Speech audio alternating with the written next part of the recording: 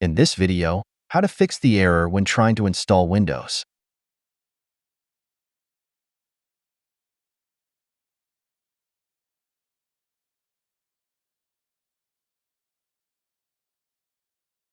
To resolve this, at this screen, press Shift plus F10 on your keyboard or Function plus Shift plus F10 if you're on a laptop to open the command prompt.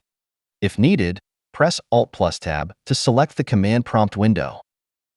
In the command prompt, type diskpart and hit Enter. Get the list of disks by typing list disk and pressing Enter. Select the disk by its number. You can recognizing it by its size.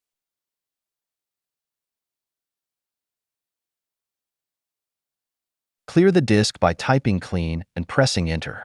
Please note, this will erase the entire disk, so ensure you have a backup of any important data. Once the disk is cleaned, close the command prompt.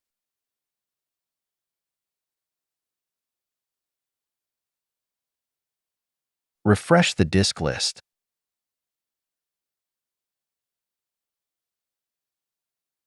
You should now be able to continue with the clean installation of Windows.